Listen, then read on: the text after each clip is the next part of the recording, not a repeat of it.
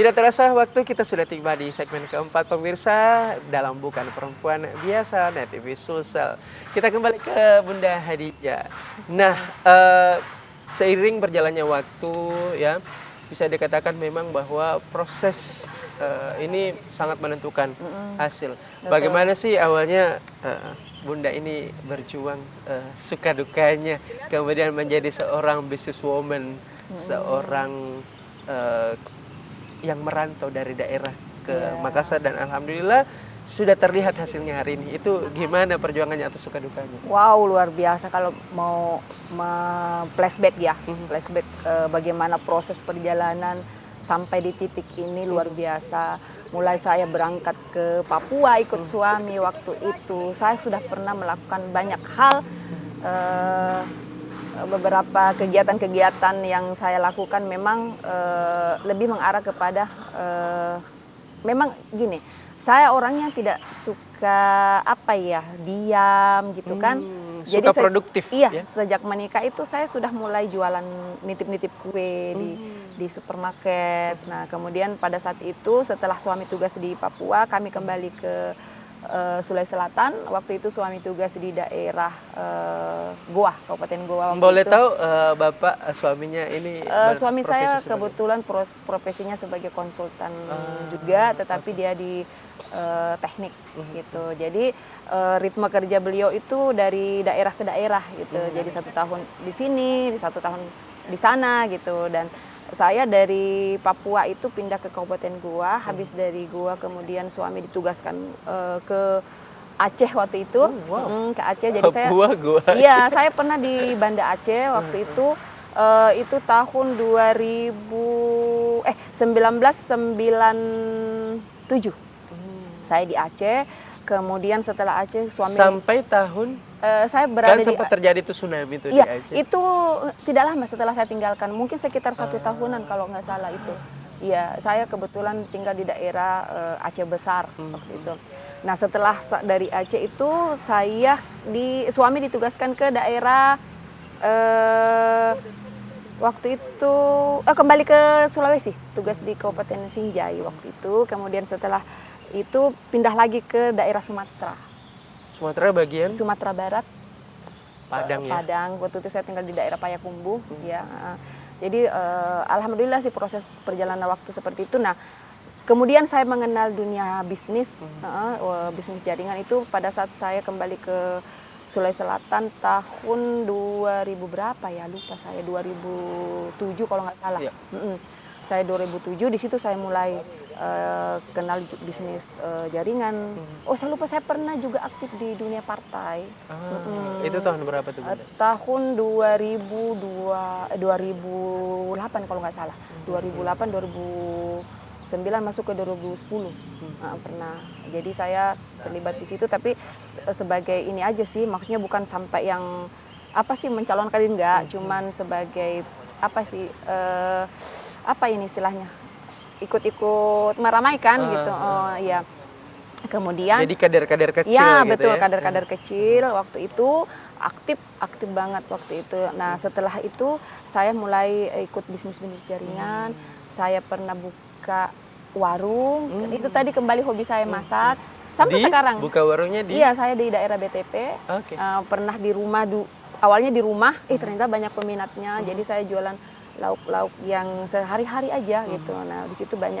Kemudian saya buka warungnya nggak terlalu besar, tapi cukuplah untuk ini. Nah, setelah itu saya suami tugas lagi ke daerah Kalimantan, saya ikut lagi ke Kalimantan gitu. Keliling Indonesia. Iya, betul. Yang paling lama itu daerah Sumatera. Daerah Sumatera di Sumbar, kemudian saya di daerah Jambi, tepatnya di Kabupaten Muarabungo dan Kabupaten Kerinci. Bahkan salah satu anak saya itu, anak kedua saya, itu lahir di Kabupaten Muarabungo, Kabupaten Bangko. Kalau suka dukanya nih? Kalau dukanya, Masya Allah, waktu jalankan bisnis ya jaringan itu saya bahkan sampai larut malam pulang. Karena saya berprinsip sebelum closing dapat, nggak pulang gitu. Nah, dan disitulah saya mendapat banyak pembelajaran. Karena dalam satu hari itu target saya adalah ketemu 2 orang yang berbeda. Kenal dengan 2 orang yang berbeda di situ.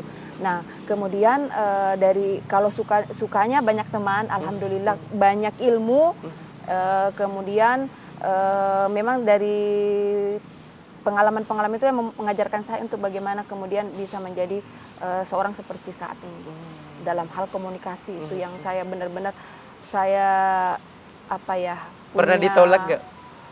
Sering ditolak, sering. Bentuk-bentuk penolakan yang paling ekstrim itu apa tuh, Penolakannya? Bunda? Yang paling ekstrim tuh, yang paling nggak enak banget. Kalau Apa ekstrim sih nggak terlalu ekstrim bagi saya. Paling saya kok ini ya harganya mahal gitu.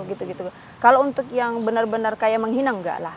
Enggak seperti itu. Ada mungkin sempat sampai diusir gak atau gimana, sempet gak? Oh Ada tidak, nggak? tapi dijauhi. Oh dijauhi. Sampai teman-teman saya, Oh. teman-teman sekolah, ada dia, jangan dekat-dekat, pasti kita diprospek deh, gitu. Tapi yang saya paling yang mendalam bagi saya ini waktu saya presentasi di daerah Endrekang, itu saya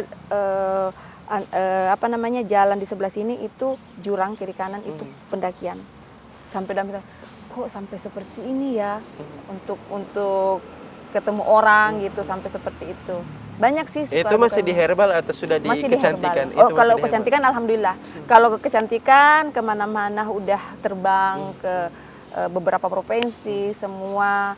Ya alhamdulillah, daerah-daerah yang belum pernah kita datangi, alhamdulillah kita datangi. Kemudian apresiasi teman-teman pada saat kita datang itu luar biasa. Berarti dari herbal ini ke kecantikan sudah banyak jurusnya, sudah tinggi Alhamdulillah. jam terbangnya, Iya. sudah tahu trik-triknya seperti apa, jadi agak lebih mudah gitu. Iya ya? betul, kalau di herbal kan kita prospek ya. Kalau di dunia skincare ini saya memang benar-benar hanya mengcoaching orang gitu. Jadi alhamdulillah kalau ditolak enggak. Kalau yang kemarin ya, kalau di sini benar-benar saya mengcoaching orang. Yang kalau dukanya itu ya kalau ketemu orang yang suka ngeyel gitu, butuh kesabaran ekstra untuk bagaimana mereka punya pribadi yang lebih mau belajar gitu. Ya, Oke, itu baik. sih. Kalau untuk pengalaman yang mengesankan, ada nggak sih pengalaman mengesankan selama hidup begitu, bahkan sampai tidak terlupakan? Iya, ada beberapa di saat kemudian yang terasa ya, benar-benar terasa yang terakhir inilah, yang maksudnya di pekerjaan saya yang sekarang, ketemu keluarga baru gitu. Jadi kalau kemarin-kemarin kan saya membimbing tim itu tidak seperti saat ini, benar-benar saya maksudnya apa ya, diarahkan gitu. Kalau kemarin-kemarin kan tidak sampai seperti ini yang pekerjaan saya yang dulu. Tetapi kalau misalnya di sekarang benar-benar dari yang orang tidak bisa, bagaimana kesabaran kita untuk membimbing. Gitu. Oke, ini semakin menarik walaupun kita semakin dekat dengan akhir acara. Kita akan kembali usai jeda berikut ini. Tetaplah bersama kami di Bukan Perempuan Biasa.